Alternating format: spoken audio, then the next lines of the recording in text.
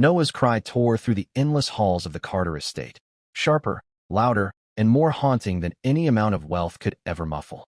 Just 5 years old, trapped inside a body that refused to listen, he pounded his small fists against the marble floor in helpless defiance. His father, David, hurried across the polished stone, scooping his son up before the sound could echo again. From the doorway, Emily stood frozen, her eyes raw from nights without sleep, her heart heavy with a grief that whispered no doctor on earth could save her boy. And then, almost unnoticed at first, Sophia, the housekeeper, drifted into the room.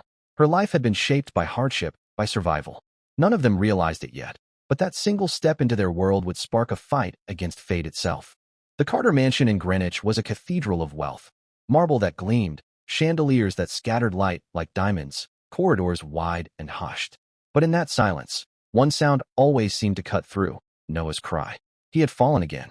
His little palms smacked the cold Italian marble as his legs betrayed him, refusing the simple command to stand. Sweat dampened his blonde hair, sticking it to his forehead as he struggled, his face tight with frustration.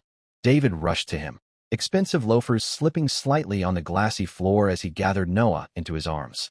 At 40, David Carter looked every inch the story of United States in success. Founder of a multi-million-dollar tech empire, net worth stretching into the 8 digits. But right there, holding his sobbing child, all of it meant nothing. His fortune could build towers, but it couldn't give his son the strength to walk. Emily's figure lingered in the doorway, her silk blouse wrinkled from too many sleepless nights. She reached out, fingers brushing across Noah's damp hair. "He just wanted his truck," she whispered, her voice breaking. On the coffee table, a bright red toy sat out of reach, taunting in its stillness. David met Emily's eyes, and in that silent exchange lay the same grief they had carried together for 4 relentless years. They had chased the best doctors money could buy, poured millions into treatments and experimental therapies that promised hope. Yet the outcome never changed. Noah had never taken a single step. The diagnosis was merciless, a rare neuromuscular condition that left his legs weak, unresponsive, a body that simply refused to listen. That evening, Dr. Patel delivered the words David and Emily had dreaded for years. "I'm sorry," the doctor said gently. "The latest tests show no progress.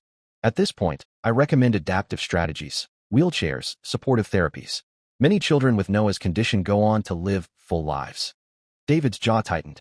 "You're telling me to give up, to accept that my son will never walk?" "I'm saying we need to be realistic," Dr. Patel replied carefully. "Realistic?" David's voice sharpened. "I built a tech empire out of a garage when everyone called it a fantasy. I don't accept limits, not for myself, and certainly not for my son." When Dr. Patel left, silence settled thick over the mansion. Upstairs, 11-year-old Lily slammed her bedroom door, worn out from the constant strain that never seemed to leave their home. Emily stayed by Noah's side, tears streaking down her cheeks as he drifted into a restless sleep. David locked himself away in his study, staring out at the glowing city skyline, though his eyes saw nothing at all. Outside that heavy silence, Sophia Alvarez paused her vacuum, the low hum dying out as she stood in the hallway. She had worked for the Carters for 7 years, quietly tending to every corner of their estate. To David and Emily, she was background, dependable, steady. But to Noah, she was something more, the cookie lady. The one who slipped him warm treats from her own kitchen and called him Mi Pequeño Guerrero, her little warrior. At 47, Sophia had carried her own battles. A single mother who once crossed the Colorado River with her baby in her arms, she knew the weight of impossible odds. She knew despair, but she also knew what it meant to keep going when life tried to break you. And as she stood outside Noah's room that night, something stirred inside her, a quiet conviction that sometimes miracles didn't arrive from medicine or money, but from the most unexpected places. By morning, sunlight spilled across the Carter breakfast room, stretching long golden shadows over polished wood floors. Noah sat in his custom chair, his plate of scrambled eggs untouched, his gaze distant. Lily zipped up her backpack, getting ready for school. "Can I come too?" Noah asked softly. His blue eyes carried a hope so sharp it cut straight through the room. Lily froze, glancing toward their mother for help. Emily set her coffee cup down, her hands trembling. "Sweetheart, we've talked about this," she said gently. "Your tutors come here, remember? They always bring fun activities just for you." "But I want friends," Noah whispered. Those 3 words hung heavy in the air. David, halfway through scrolling emails on his tablet, lifted his gaze. All his wealth, all his victories, none of it could buy his son the simple joy of running across a playground or chasing a ball with the other kids. "What about a party?" David jumped in quickly, forcing brightness into his tone. This weekend we'll invite everyone over again. Remember the magician with the rabbits? He can come back. Noah gave a small nod, but without a spark of excitement. They all knew what would happen. The other children would run wild, laughing, playing, while Noah sat in his chair, dragging himself awkwardly across the floor. Always on the outside. Always different. Later that morning, as Emily prepared for yet another consultation with specialists in Germany, she called to Sophia. Would you keep an eye on Noah until the therapist gets here? Of course, Sophia replied with a warm smile. She dusted the framed family photos along the shelves while Noah watched her every steady, calm movement. Sophia? Noah asked suddenly. Why do you clean houses? She paused, caught off guard, then answered honestly. Because it's honest work. It keeps food on the table and helps pay for my son Mateo's college. He's studying biomedical engineering. College costs a lot. Noah tilted his head. Very, he said, almost like an adult. Sophia chuckled softly. Yes, but Mateo earned a scholarship. He worked hard, and I work hard too. Together, we make it possible. My dad has lots of money, Noah said quietly, but he can't make my legs work. Sophia set the duster aside and knelt so her eyes met his. Her voice was firm but tender. Money is just a tool, little warrior. But the strongest tools are here. She touched his chest, then his forehead. My legs don't work because they're broken, Noah said matter-of-factly. Maybe, Sophia replied gently. But your spirit isn't broken, and that matters more. Noah frowned, puzzling it over. What's a spirit? It's the part of you that fights when life gets hard, Sophia explained softly. It's what makes you reach for your truck, even after you fall. It's what pushed my Mateo to study all night, even when he was exhausted. And it's what made me carry him across 4 states when he was just a baby. All because I wanted a better life for him. Noah's eyes went wide. You walked across 4 states? That's a lot of walking. Sophia nodded, her gaze drifting somewhere far away. There were days I thought my legs would give out. Days I wanted to stop. But every morning I looked at my baby and told myself, just one more step. Every day, a new chance. It was possible. Her words struck Noah in a way nothing else had. For the first time in weeks, his eyes lit up with something more than curiosity. There was determination shining there now. Neither of them noticed Emily standing quietly in the doorway, her face unreadable as she watched the exchange. That same week, while the mansion slipped back into its usual rhythm, David buried in work, Lily at school, Emily cycling through endless medical calls, Noah grew restless. His special toys lay forgotten as he dragged himself across the floor toward the glass doors that opened onto the garden. He pressed his small hand against the cold pane, staring out at a world that always seemed just beyond his reach. Then he heard it, Sophia's voice drifting from the kitchen, humming a soft Spanish lullaby. Curious, he followed the sound. At the laundry room stairs, Noah stopped. Just 4 steps down sat one of his toy cars, its colors bright against the tile. Without thinking, he stretched forward to grab it. Too far. His balance slipped. Time seemed to slow as his scream split the air. Sophia spun at the sound. In an instant, she dropped the laundry basket and launched herself forward. She twisted midair, wrapping Noah against her chest as they crashed hard onto the tile. The impact jolted through her body, but Noah was shielded. Noah, are you hurt? She gasped, frantically checking him over. He shook his head, wide-eyed. Not from the fall, but from what he had just seen. Sophia had moved with startling precision, her body answering instinct without hesitation, powered by something stronger than fear. It wasn't just reflex. It was love. How did you do that? Noah whispered, his small voice filled with awe as he stared at her. Do what, little one? Sophia asked softly. You made your arms and legs move, exactly the way you wanted, he said, almost in disbelief. Sophia gave a faint smile, not realizing how deeply that single moment carved itself into his heart. When someone you love is in danger, the body just knows what to do. Noah reached out, his tiny hand touching her arm with reverence. Will you teach me? Teach me how to make my body listen? Before Sophia could answer, Emily's horrified voice rang from the top of the stairs. Noah, what happened? She rushed down, fear and scolding tangled in her tone. But Noah stayed quiet, his gaze fixed on Sophia with a brand new intensity. For the first time in his young life, he believed maybe his body wasn't broken forever. Maybe it was only waiting for the right reason to move. Could Sophia's words really inspire him to do the impossible? The days after the fall carried an unspoken tension through the Carter mansion. Emily remained shaken, haunted by the image of Noah perched dangerously near the stairs. David, though, couldn't ignore how his son's eyes now followed Sophia everywhere, with awe, with determination. Noah never spoke of the accident with fear. Instead, his words carried wonder.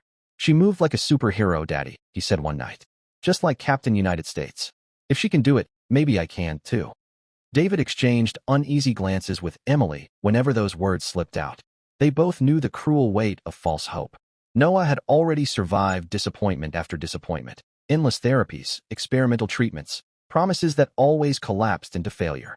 But this time, his voice sounded different, steadier, as if he'd discovered a secret no one else could see. One morning, sunlight streamed through the tall mansion windows. Noah sat on the floor, toys scattered around him. But he wasn't playing. Instead, he carefully arranged them into a wide circle, placing his favorite fire truck just out of reach. From the doorway, Sophia watched in silence as Noah dragged himself inch by inch across the floor. Sweat dotted his forehead, his lips pressed tight with determination. When he finally reached the toy truck, he didn't stop. He pushed it farther away and began again. David walked in mid-scene, briefcase in hand, ready to head to the office. At first, his brow furrowed with concern. But then Sophia whispered, almost like a secret, "He's training." David froze.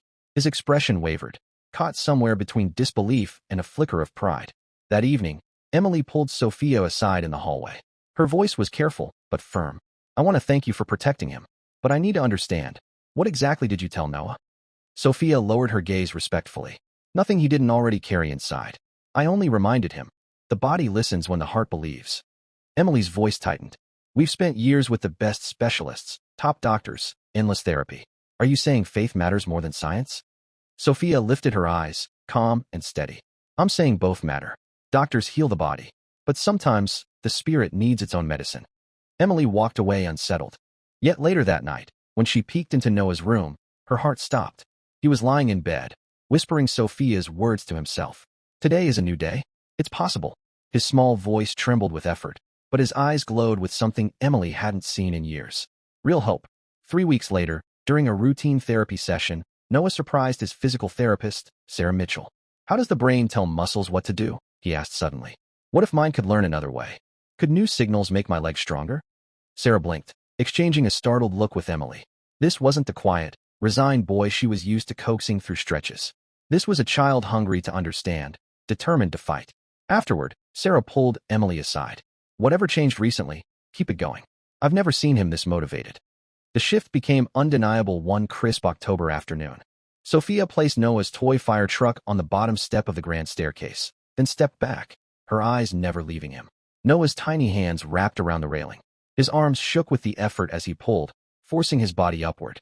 And then, for the very first time in his life, his legs responded. They wobbled, weak and uncertain, but they caught him. He swayed dangerously, but he was upright, standing. His face broke into a radiant grin. "Sophia, look," he cried, his voice trembling with effort and pure joy.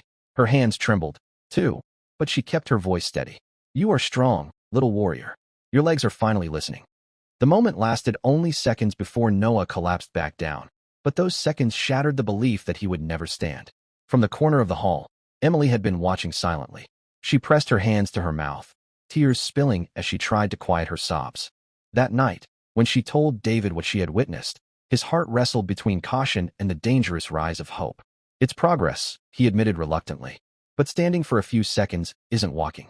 Emily's eyes burned with determination. Why not believe? Why not let him try? By Thanksgiving, the Carter mansion swelled with the scent of roasted turkey and pumpkin pie. Relatives flew in from Florida and Chicago, filling the home with laughter and warmth. Yet at the center of it all, Noah sat quietly in his wheelchair, his eyes flicking toward the front door every few minutes. He was waiting. When Sophia finally stepped inside, with her son Mateo at her side, tall and confident in a crisp white shirt, Noah's whole face lit up. "You came," he exclaimed, clutching her hand as though afraid she might vanish. Mateo knelt down, his voice steady and kind. "So you're Noah. My mom says you're the bravest boy she knows." Dinner passed in a blur of chatter and clinking glasses. But near the end of the meal, Noah tugged at Sophia's sleeve. "I want to show them now," he whispered. Sophia hesitated, then looked to Emily. Through her tears, Emily nodded. The dining room grew still as David carried a small Carter to the head of the table. With Sophia steady on one side and Emily on the other, Noah gripped the handles. And slowly, with every ounce of courage in his little frame, he pushed himself up until he stood. Gasps rippled through the dining room. With trembling determination, Noah lifted one foot, then the other. Step by shaky step, his small body waged war against gravity. The distance was short, but the miracle was enormous. "I did it," he whispered breathlessly before collapsing into Sophia's waiting arms. His grandparents wept openly. Lily clapped and cheered. And David, the man who had promised himself he wouldn't cry, stood frozen, his vision blurred by tears he could no longer hold back.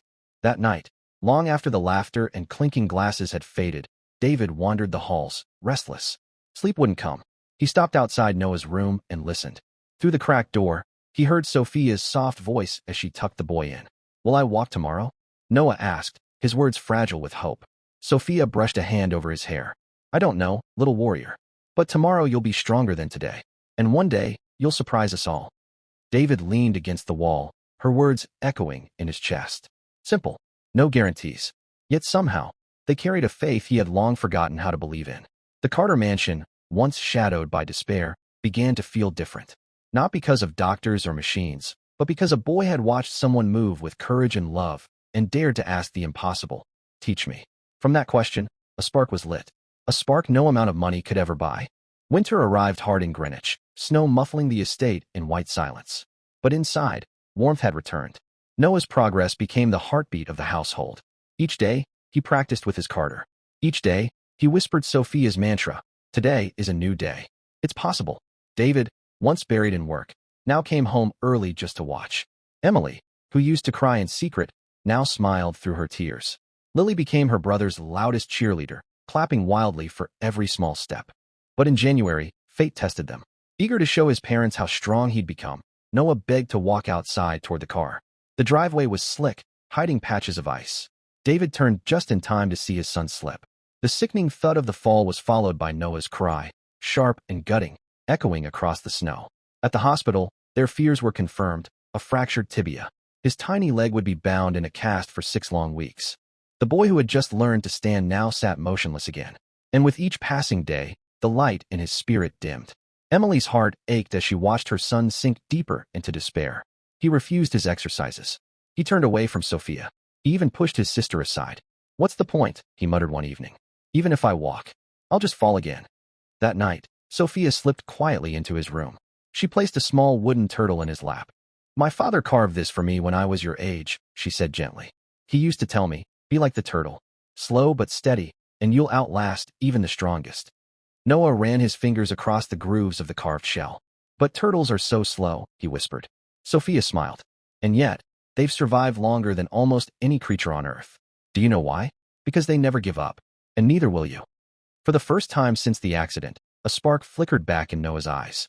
Weeks passed. The cast finally came off.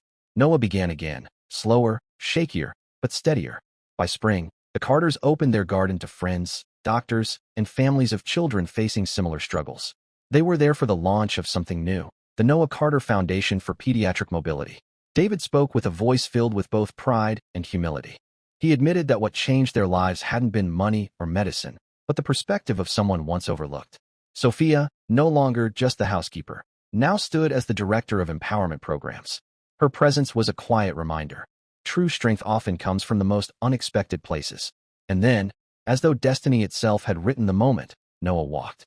With only the light support of a sleek new Carter designed by Mateo's research team, he stepped carefully across the garden.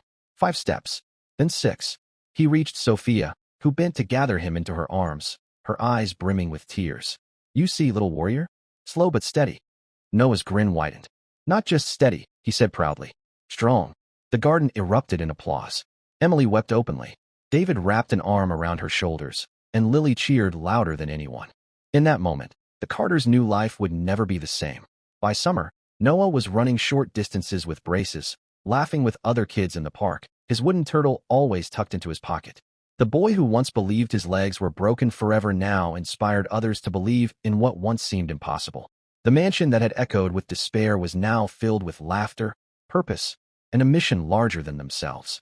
And so, the story that began in silence and hopeless nights ended in resilience, courage, and love that crossed every boundary. A child's determination, a family's faith, a housekeeper's wisdom. Together, they proved that sometimes miracles aren't bought. They're born from the human spirit's refusal to surrender.